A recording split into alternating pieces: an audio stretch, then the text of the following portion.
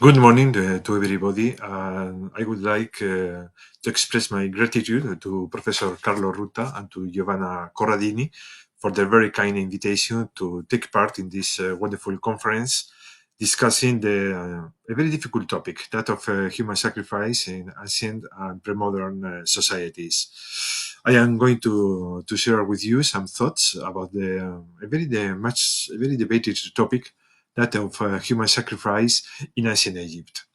The evidence for human sacrifice in pharaonic Egypt is more or less limited to the so-called First Dynasty. That means the chronological framework spanning from the very late fourth millennium before Christ and more or less the two first centuries of the third millennium before Christ, say more or less between 3100 and 29, 28 centuries before Christ. This was a period of consolidation of the Egyptian monarchy. It is a period in which Egypt was unified under the authority of a single king, and it was a very complicated period, especially because of the political circumstances, which are very, very bad known, even in our days. And this is mainly due to the scarcity of textual evidence and archaeological evidence too. So, more or less, the problem is as follows. Several kings of the first dynasty were buried at a place called Abydos in southern Egypt, and their tombs and their funerary enclosures were surrounded by the tombs of many followers. In some cases, these followers amount to more or less 500 people. That means something really very substantial at this time. There is a peak in the presence of these followers during the first reigns of the dynasty, and then it's a very sharp decline until it disappears at the end of the dynasty. What makes these tombs so special is that it was supposed that these followers were sacrificed to accompany their master in the other world. The first evidence was discovered by a French archaeologist called Amelino, but his excavation in the late 19th century was really very poor from a scientific point of view. That means that he discarded a lot of human remains. He only preserved the crania of the people. And only several years later, another archaeologist, Flinders Petrie, tried to re-excavate some remaining tombs. He was lucky enough to find some undisturbed burials. What he found there was several pieces of evidence. He discovered that some bodies were put in a very strange position. So he thought that they had been murdered and put very in a hurry into the tombs. And he also supposed that the tombs of the followers that surrounded the tomb of the king, the roof was put at the same time. So that means that everybody died at more or less at the same time. And so it's from a very biological point of view, this is very, very strange. So it was more reasonable to think that these people were assassinated. It's very important to say that there is this hypothesis was based only on the study of archaeological evidence, but not on anatomical ones. I mean, he did not carry any analysis of the burials of the people buried there to see which was the cause of their death. So this idea that human sacrifices were present in ancient Egypt became very popular because perhaps 30 years later, there was the discovery of the well-known tombs from the royal necropolis of Ur in southern Mesopotamia, with evidence that dozens and dozens of people were sacrificed to accompany the rulers of the city. But this idea that of human sacrifice in Egypt began to decline or began to be challenged more or less at the end of the 20th century, saying that there was no real anatomical evidence that the corpses corresponded to people who had been assassinated. So it was supposed that perhaps people were simply put into the tombs and that perhaps the roof was not put at the same moment on all the tombs, but it was put gradually. So that means that it was not necessary to suppose that everybody died at the same time. It has been only very recently that some scholars have retaken the analysis of these tombs, and for the first time, they began to conduct some anatomical forensic analysis of the remaining bodies of the people. I must say that the crania of all these people are scattered in museums all over the world. So, what these researchers have discovered is that there is evidence that most of the people probably were assassinated, because at least 30% of the crania present evidence of having been struck by a sharp object, probably some kind of mace. A mace that is represented in the iconography of ancient Egypt as a particular weapon used by kings and other people in warfare iconography, particularly in rock art, in small seals, and so on. So, for the first time, we have solid evidence that people were assassinated to accompany their masters in the netherworld. The only problem is that the interpretation of this mass murder is very complicated for a very particular reason. There is no written literary and artistic evidence of human sacrifice. There are only two small seals that may represent some kind of human sacrifice, or in any case, people who is being stabbed to obtain perhaps their blood. But otherwise, this was apparently a topic that was never referred in ancient Egyptian sources. And it's very strange because we know from the royal annals of this period that kings performed a lot of ceremonies involving, for instance, the construction of temples, the construction of royal statues, the production of funerary equipment, and other kind of ritual objects placed usually in the sanctuaries that these kings were adorning everywhere in Egypt. So, for some reason, human sacrifice was something considered not acceptable to be reproduced in artistic or in written evidence. So this practice remained more or less hidden. What is perhaps significant is that this practice appeared at a very particular time in Egyptian history.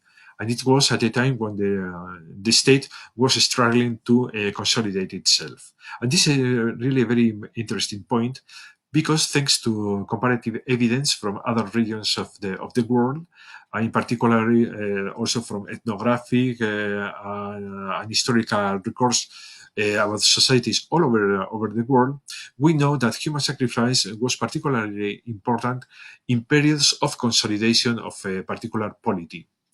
Usually that the consolidation of a state, a monarchy, and so on, implies a change in the balance of power between different actors, between perhaps different sectors of the elite with diverging interests.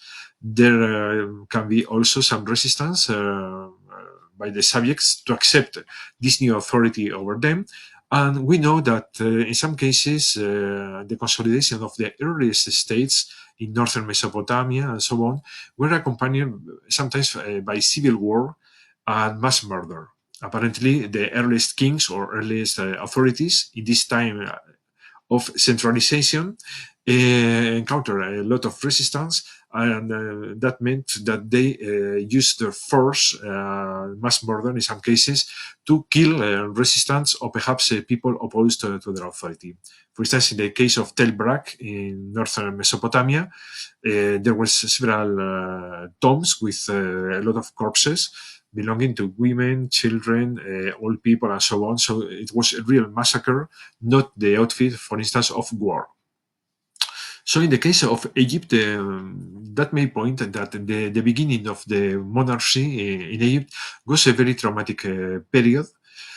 Perhaps this traumatism is hidden in the historical record.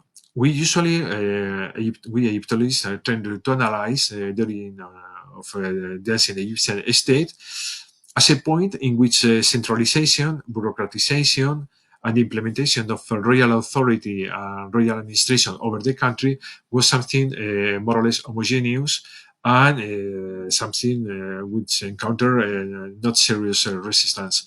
But perhaps this is we are simply mistaken. We know that several centuries after the formal unification of Egypt, there was a lot of resistance in northern Egypt. So a king called Hasehemui, who lived more or less about 2700 before Christ, he struggled some rebel populations in northern Egypt, so in the Delta, that ended with the massacre of several tens of thousands of people. In two statues, he records about 46,000 and 47,000 people apparently killed. So warfare was quite important in the origins of the Egyptian state. So perhaps we may assume that the authority of the earliest kings of Egypt was not homogeneous all over the country, and that it took several centuries to consolidate the royal power, to integrate the different societies living in the Nile Valley into a single unified polity. We must remember that at this time, pastoral lifestyles were still very important in Egypt. There was a lot of mobility, for instance, in Middle Egypt, in Lower Egypt, and so on. So the control of mobile peoples was usually very difficult. We also know that there were people from Nubia and from Libya who enter into the Nile Valley.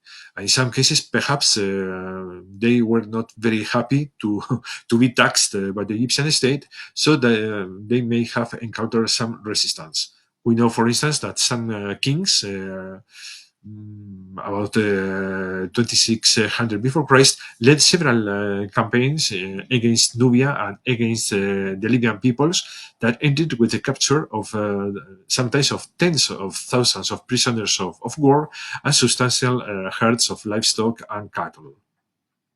So perhaps we have to consider that at this time, the kings had to struggle with a lot of peoples or different peoples living in the Nile Valley who were resistant to be integrated in the state. But there is also a very important point.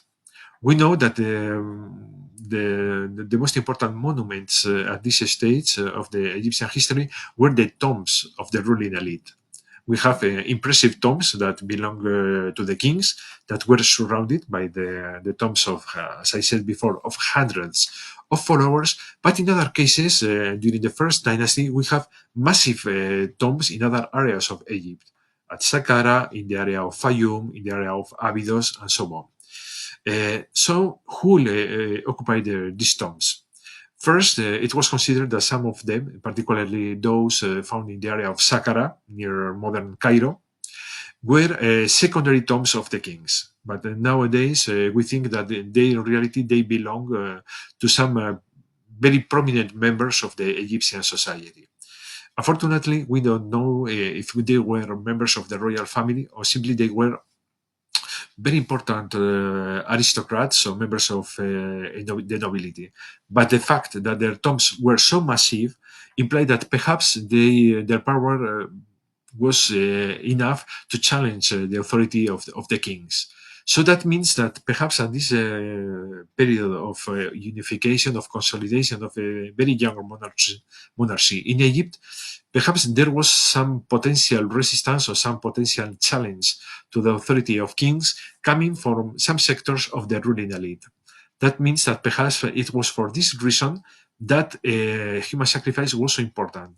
It was very important to implement this kind of show to try to assert the authority of the kings together with a very complex ceremonial trying to assert the vitality, even the virility of the kings.